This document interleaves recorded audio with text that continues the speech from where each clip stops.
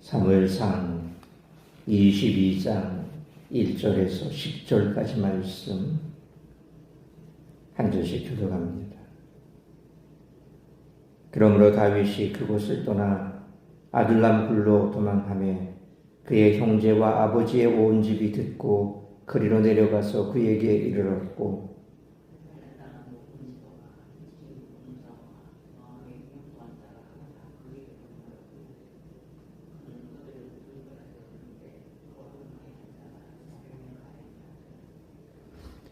다윗이 거기서 모압 미스베로 가서 모압 왕에게 이르되 하나님이 나를 위하여 어떻게 하실지를 내가 알기까지 나의 부모와 나와서 당신들과 함께 있게 하기를 청하나이다 하고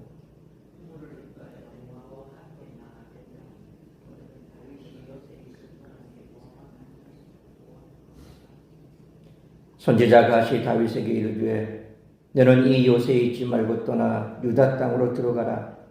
다윗이 떠나 헤레스 뿔에 이르니라.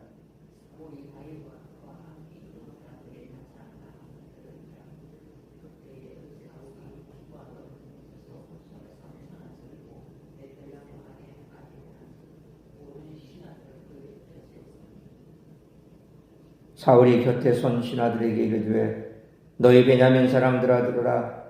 이새의 아들이 너희에게 각기 밭과 포도원을 주며 너희를 천부장 백부장을 삼겠느냐?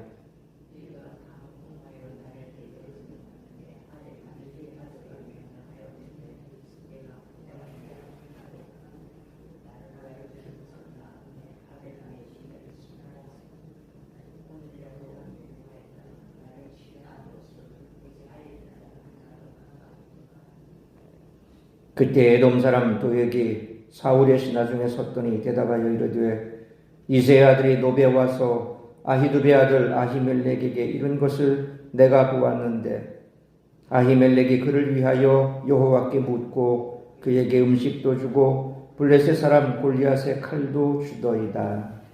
아멘.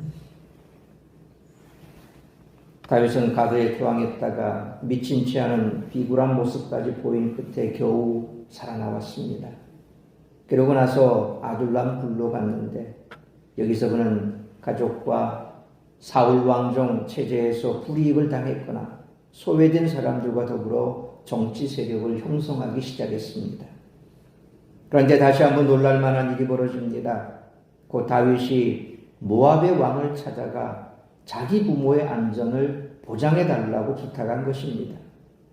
영거푸 이방 세력의 도움을 받으려는 다윗의 모습을 보면서 과연 이스라엘의 왕으로 기름 부음 받은 사람으로서 합당한 모습인지 의심하게 됩니다.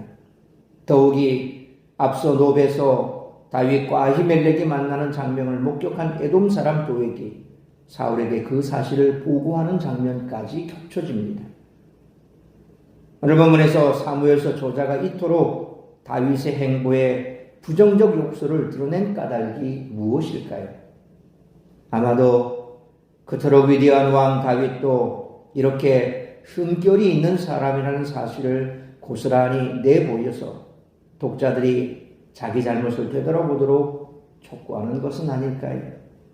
결국 독자들은 오늘 본문을 통해 거듭 이런 요청을 받게 됩니다. 가드에서 나온 다윗은 아둘람 굴로 도피했습니다. 그런데 사람들이 그에게 몰려들었고 그는 그 무리를 이끌며 지도력을 발휘합니다. 물론 다윗에게 복되고 평안하게 느껴질 만한 상황은 아니었겠지만 이러한 훈련을 통해 훗날 다윗은 훌륭한 왕의 자질을 갖추게 될 것입니다. 따라서 이와 같은 오늘 본문의 말씀을 통해 우리들이 깨달아야 할 것은 첫째로 1절로 2절 말씀처럼 현재의 어려움을 하나님을 신뢰하는 믿음의 눈으로 바라봐야 한다는 것입니다. 다윗은 기브아에서 노브로, 노베에서 가드로, 가드에서 다시 아둘람 굴로 도망합니다. 굴은 사람이 사는 곳이 아닙니다. 그러므로 굴에 거했다는 것은 당시 다윗의 상황이 얼마나 위태롭고 불안정했는지를 단편적으로 보여줍니다. 그런 비참한 상황에서 1절 말씀처럼 다윗의 집안 가족들이 다윗의 소식을 듣고 아둘람 굴로 찾아왔습니다. 잠시 방문한 것이 아니라 사울의 보복을 피해 도망온 것으로 보입니다. 또한 2절 말씀처럼 환난당한 사람, 빚진 사람, 마음이 원통한 사람들이 다윗에게 모여들었는데 그 수가 약 400명에 이르렀습니다. 사울의 치세 아래 얼마나 많은 상처와 고통이 있었는지를 보여줍니다. 다윗은 이들을 소집하거나 선동한 적이 없습니다. 인위적인 노력으로 모은 것이 아니라 하나님이 그들을 다윗에게 붙여주신 것입니다. 다윗은 배척당하고 소외된 자들을 소망의 길로 인도하게 될 것입니다. 하나님은 모든 것이 합력하여 선을 이루게 하시고 반드시 승리를 이루십니다. 그러므로 현재의 어려움을 하나님을 신뢰하는 믿음의 눈으로 바라보며 결코 절망하지 않는 우리 모두가 되시기를 축원합니다. 두 번째로 3절로 5절 말씀처럼 하나님의 뜻을 깨닫기 위해 노력하고 승리를 확신해야 한다는 것입니다. 다윗이 의외의 행보를 또 한 번 보입니다. 이번에는 3절 말씀처럼 모압 미스베로 간 것입니다. 다윗은 모압 왕을 찾아가서 자신을 찾아온 가족들의 신변 보호를 요청했습니다. 다윗의 증조부 보아스와 결혼한 룻이 모압 여인이었습니다. 그 인연으로 다윗은 모압을 찾아간 것으로 보입니다. 다윗이 모압 왕에게 하나님이 나를 위하여 어떻게 하실지를 내가 알기까지라고 했는데, 이는 사울의 위협 때문에 모든 것이 불확실한 상황이었기에 자신이 하나님의 뜻을 깨닫게 될 때까지 가족을 맡아달라는 요청이었습니다.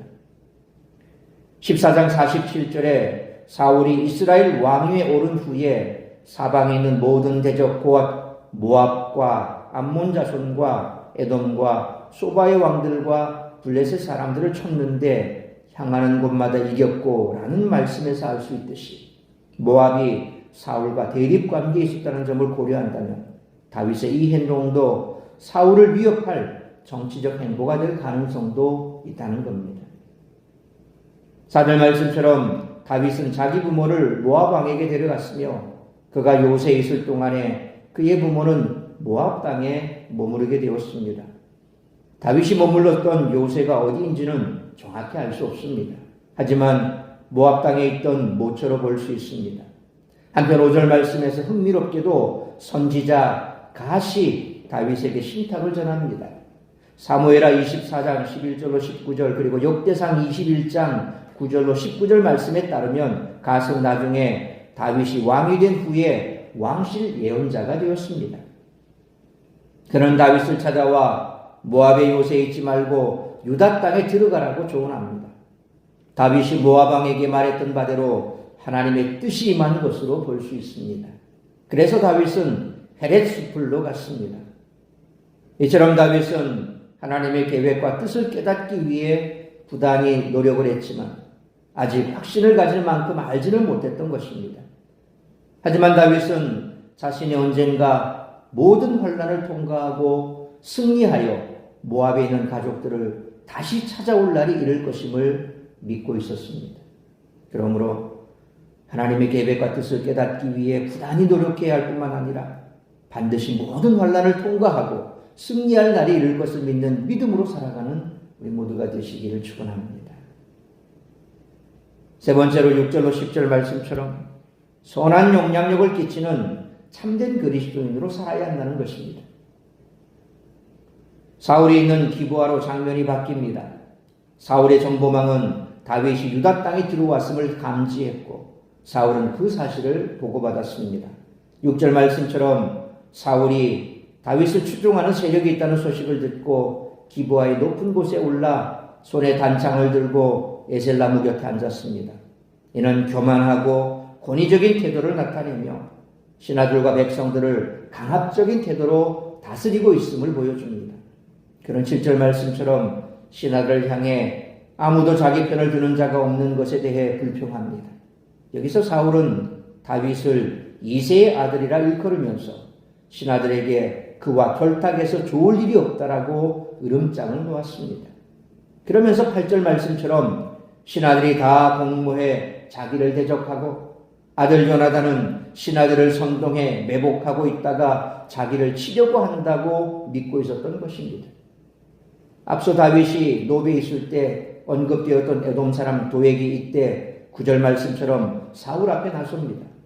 그는 노베에 있다가 다시 왕순위로 돌아와 있었는데 사울의 위협적인 말에 자신이 노베에 있을 때 다윗이 아히멜렉을 찾아온 일을 보고했습니다. 그리고 10절 말씀처럼 아히멜렉이 다윗을 위해 여호와께 묻고 그에게 음식을 주었으며 골리앗에 칼을 준 일까지 보고했습니다. 음식과 칼을 준 것은 사실이지만 다윗을 위해 여호와께 물었다는 것은 언급된 적이 없습니다. 따라서 도액은 부풀려서 보고했거나 앞선 본문에 이 일이 생략된 것으로 볼 수 있습니다. 부와 권력을 다 가지고 있음에도 사람들이 따르지 않는 사울의 모습은 둘에서도 망자의 인생을 살면서도 수백 명의 사람들이 찾아와 따르는 다윗의 모습과 크게 대조를 이룹니다.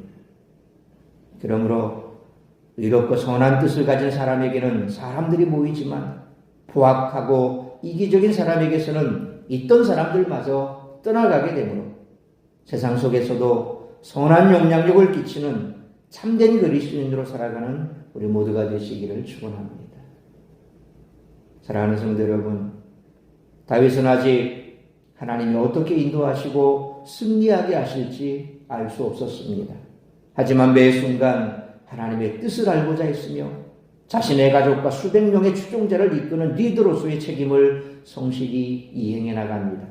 이런 불의한 일을 위해 신하들을 압박하는 사울과 다른 참된 왕의 모습을 보여주고 있습니다. 그러므로 현재의 어려움을 하나님을 신뢰하는 믿음의 눈으로 바라보므로 결코 절망하지 않고 하나님의 계획과 뜻을 깨닫기 위해 부단히 노력해야 할 뿐만 아니라 반드시 모든 환난을 통과하고 승리할 날이 이를 것을 믿는 믿음으로 살아야 하고 세상 속에서도 선한 영향력을 끼치는 참된 그리스도인으로서 하나님의 부르심에 합당한 삶을 살아가는 우리 모두가 되시기를 주님의 이름으로 축원합니다. 기도하겠습니다. 돌아가신 아버지 하나님, 은혜와 사랑을 감사합니다. 오늘도 하나님 앞에 기름 부음 받은 왕으로 세워졌지만 여전히 갈팡질팡 힘들어하는 다윗의 모습을 보게 됩니다. 우리 역시도 어려움을 당하면 이처럼 계속해서 잘못된 실수를 저지를 수 있습니다. 그럼에도 불구하고 다윗은 끝까지 하나님을 붙드는 모습을 보여주고 있습니다. 하나님의 뜻을 깨닫고자 그렇게 애를 쓰는 다윗의 모습 속에서 우리 또한 그런 모습을 본받아야 할 줄 믿습니다.